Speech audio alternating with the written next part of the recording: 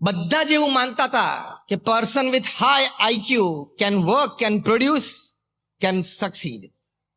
કામ કરી શકે, પરિણામ પ્રાપ્ત કરી શકે. આઈક્યુ હાઈ હોવો જોઈએ, એકેડેમિક સારું હોવું જોઈએ. 1990 થી સિનારીઓ બદલાવા માંડ્યો, કારણ કે સિલિકોન વેલીમાં ખબર પડી બધાને કે people with high IQ are hired by people sometimes with less on IQ. આપણને ગર્વ થાય કે સિલિકોન વેલીમાં મારો ભાઈ કે મારો દીકરો કે મારા દીકરી ત્યાં જોબ કરે છે અને 250,000 યુએસડી કે 350,000 યુએસડી ની જોબ છે, પણ એને હાથમાં પૈસા કોણ આપે છે? એ પૈસા આપનાર વ્યક્તિ તો બીકોમ થયેલો જ છે, વ્હાઇટ અમેરિકન ઓનર. એટલે કોન્સેપ્ટ બદલાવા માંડ્યા. આખી વાત બહુ શાંતિથી સાંભળજો. Where unity works, what is the power of unity, how it can bring success. એટલે લોકોને ખબર પડી કે આઈક્યુ કરતા કંઈક આગળ છે, એટલે ખબર પડી કે EQ, emotional quotient. Emotional quotient એટલે શું? It's all about empathy. તમને તમારી ભાવનાઓની પણ ખબર પડે. You understand your feelings and emotions, you understand the feelings and emotions of the people around you, people whom you are working with, people with whom you are associating yourself with. એ તમને ખબર પડે. એટલે તમે બુદ્ધિથી આગળ જઈને ભાવનાને પણ કન્સિડર કરો સંબંધોમાં અને કામમાં. એટલે EQ. એટલે people with high IQ were hired by people with high EQ. એ પાછું 15-20 વર્ષ ચાલ્યું. 2005-2010 પછી ખબર પડી કે સ્પિરિચ્યુઅલ કોશન્ટ નામનું એક ત્રીજું ફેક્ટર છે. અને people with high SQ they are highly successful. ભણેલા ઓછું હોય, આઈક્યુ કદાચ ઓછો હોય, પણ they are good in EQ and very high on SQ, spiritual quotient. એ લોકો અતિ સફળ છે. સ્પિરિચ્યુઅલ કોશન્ટ જેનો હાઈ હોય એ વ્યક્તિ અતિ સફળ હોય. પછી સ્પિરિચ્યુઅલ કોશન્ટ શું, એનું એનાલિસિસ થયું કે કેવા સદગુણો હોય તો એ વ્યક્તિમાં સ્પિરિચ્યુઅલ કોશન્ટ હાઈ છે એવું આપણે કન્સિડર કરી શકીએ. અથવા તો vice versa, spiritual quotient high હોય તો એ વ્યક્તિમાં કેવા સદગુણો હોય. બહુ રિસર્ચ થઈ. એમાં એક પુસ્તક લખાણું, spiritual intelligence the ultimate intelligence. Coauthor છે બંને, Ian Marshall and a lady Dana Zohar. એ લોકોએ બહુ રિસર્ચ કરીને આ પુસ્તક લખ્યું છે. એમાં જે વાતો લખી છે ને, એમાં જે વ્યક્તિ સ્પિરિચ્યુઅલ કોશન્ટમાં હાઈ હોય, he can easily guide people with high IQ, people with high EQ. અને એમાં પહેલો મોટો સદગુણ આ છે, flexibility to change, adjust, compromise but do the work. આ યુનિટીની વાત આવી. સ્પિરિચ્યુઅલ કોશન્ટનો પહેલો મોટો સદગુણ છે ફ્લેક્સિબિલિટી. સંપની ભાવના હોય ને તો જ તમે ફ્લેક્સિબલ રહી શકો. બાકી એડમેન્ટ રહો, મારો વિચાર જ સારો છે, હું જે ઓપિનિયન આપું છું એ બેસ્ટ છે, I have this experience, I have this academic, so I am fine, હું અનુભવી છું, હું પરિવારમાં મોટો છું એટલે બધાએ મારું જ સાંભળવાનું, હું પરિવારમાં મુખ્ય બ્રેડ અર્નર છું, વિનર છું એટલે મારું જ સાંભળવાનું. ફ્લેક્સિબિલિટીનો ગુણ સંપ માટે જરૂરી છે. સંપ માટે ફ્લેક્સિબિલિટી હોવી અત્યંત જરૂરી છે. Flexibility to change. હાર્વર્ડ યુનિવર્સિટીએ પણ નવી ડેફિનેશન ઇન્ટેલિજન્સની કરી છે. બુદ્ધિશાળી વ્યક્તિ કોને કહેવો?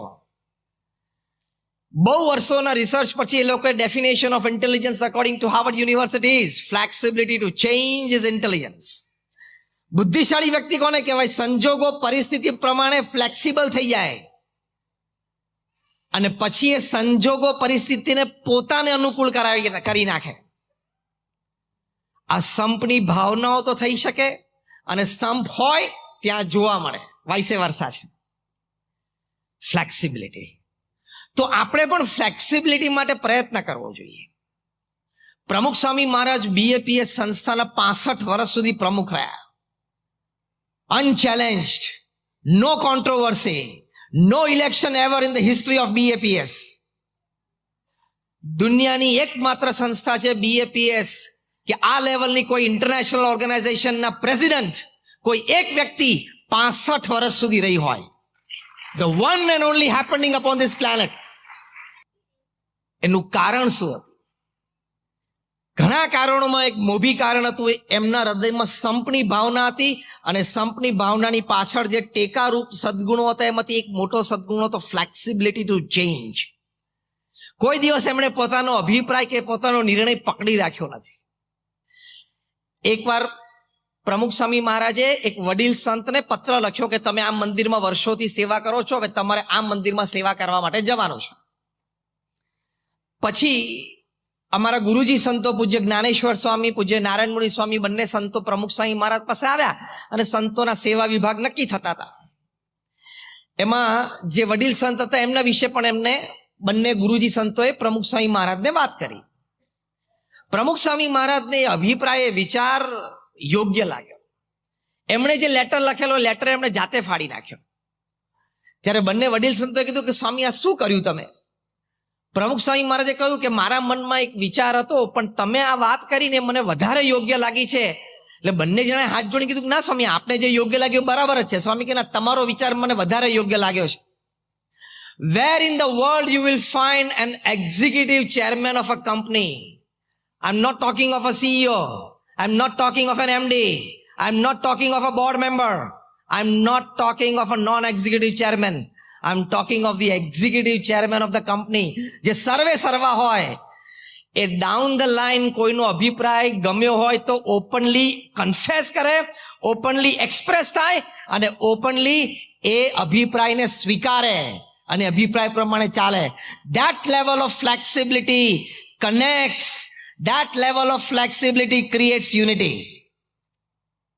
ત્યાં સંપ જળવાઈ રહે. એટલે ફ્લેક્સિબિલિટી હોવી ખૂબ જરૂરી છે. ઘરમાં પણ ફ્લેક્સિબિલિટી જોઈએ છે કે નહીં? તમારે ભાખરી ખાવી હોય ને થેપલા આવે ટેબલ ઉપર એટલે શું? ફ્લેક્સિબિલિટી. તમે રાત્રે જોબ પરથી સાંજે ઘરે આવો અને નવા પડદા લાગી ગયા હોય, કર્ટેન્સ બદલાઈ ગયા હોય, નવા કર્ટેન્સ લાગી ગયા હોય, અને તમને અભિપ્રાય પૂછવામાં આવે કેવું, એટલે તમારે શું કહેવાનું? અડધું પ્રવચન પાસ. કયા કયા શબ્દ બોલવાના બોલો? સરસ, પછી સુપર્બ, પછી અતિ સુંદર, પછી બેજોડ. આ બધું ટાઈમે યાદ રાખજો. આને ફ્લેક્સિબિલિટી કહેવાય. આમાંથી યુનિટી વધે. અને પ્રેક્ટિકલી તમે વિચારો, તમારે કઈ આખી જિંદગી પડદા સામે જોઈને પૂરી નથી કરવાની. Let us talk practical. Yes or no? હા, તો જેનું ડોમેન હોય એ ડોમેનમાં એને ફ્રીડમ આપી દેવાની, ફ્લેક્સિબિલિટી રાખવાની, ખેંચવાનું નહીં. એક સિમ્પલ લાઇટર મોમેન્ટ લઉં છું ફ્લેક્સિબિલિટી માટે. એક કપલને 50 વર્ષ પૂરા થયા મેરેજ લાઈફના, એટલે ક્લોઝ ફ્રેન્ડ્સ અને ક્લોઝ ફેમિલી મેમ્બર્સ એક સરપ્રાઈઝ પાર્ટી રાખી. લગભગ 250-300 જણા બધા બેઠા હતા. અને couple, the elderly couple, they must be 78-80 years, એટલે 50 years ઓફ મેરેજ. બંને જણા સ્ટેજ ઉપર બેઠા હતા, સારી હેલ્થ હતી. બધાને 1-1 મિનિટ આપવામાં આવી કે કપલ સાથે તમારો કોઈ એક્સપિરિયન્સીસ, કોઈ મેમરીઝ તમે શેર કરો. અને બધાએ કરી તો આમ તો 3 કલાક પસાર થઈ ગયા આમ આનંદમાં, મેમરીઝમાં. પછી એક જણાએ સભામાંથી પૂછ્યું કે what is the secret of your happy married life of 50 years? એટલે પેલા હસબન્ડને કીધું simple, most important decisions I take and she has to say yes, no argument. એ કે અમને ખબર નહીં પડતી હોય, આટલા વર્ષથી ઘરમાં રહીએ છીએ. એટલે પતિ તો એ ભેગા ગયા બત્તી લઈને, પત્ની ઉપર ગયા, તાળામાં ચાવી નાખવા જતા હતા. પતિએ બેટરી પકડી રાખી, પણ ચાવી જ ઊંધી ભરાઈ કરે. ક્યાંથી લાગે તે મિનિટ સુધી મચળ કરે, પછી ગુસ્સે થાય. આવા તાળા છે, આવી ચાવીઓ છે, ચોમાસામાં હરખી ભરાતી નથી. 12,500 કિશોર કિશોરી, યુવક યુવતી, બાળ બાલિકા, વડીલ હરિભક્તો, ભાઈઓ બહેનો, એ બધા શ્રદ્ધાથી સેવામાં જોડાયા. આ બધા જે સેવામાં જોડાયા કોઈ સ્કિલ્ડ ફોર્સ નહોતો. જે કામ ત્યાં કરવાનું હતું એ દ્રષ્ટિએ હું બોલું છું. હતા બધા highly skilled in their profession. કોઈ ચાર્ટર્ડ એકાઉન્ટન્ટ હતા, કોઈ ડોક્ટર હતા, કોઈ સાયન્ટિસ્ટ પણ હતા, કોઈ પાયલટ પણ હતા, કોઈ ફાર્માસિસ્ટ હતા, કોઈ આઈટી ગ્રેજ્યુએટ હતા. પણ ત્યાં એમને કામ કરવાનું હતું પથ્થરનું, કામ કરવાનું હતું લાકડાનું, કામ કરવાનું હતું શિલ્પનું. પણ બધાએ સાથે મળીને નક્કી કર્યું કે આપણે આ કરવું જ છે. તો ત્યાં બધા સાઇટ ઉપર આવ્યા ત્યારે કોઈને ખબર નહોતી કે શું સેવા કરવાની છે.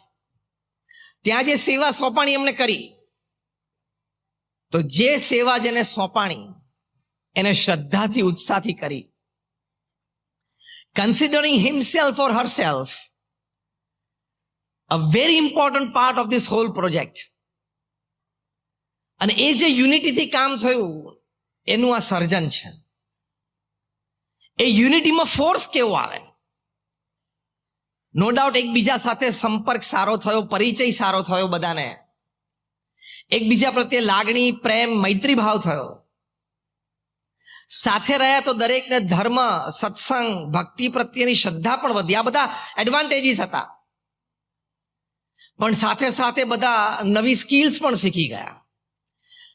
ત્યાં અમે પહેલા દિવસે ગયા હતા, લગભગ સેકન્ડ વીક ઓફ જૂન, ત્યારે પૂજ્ય આત્મકીર્તિ સ્વામીએ અમને ત્યાં સાઇટ ઉપર એક શિલ્પ દેખાડ્યું.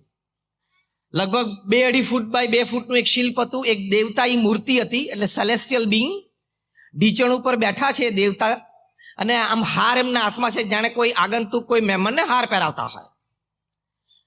એ શિલ્પ તમે જુઓ એટલે તમારું દિલ જીતી જાય.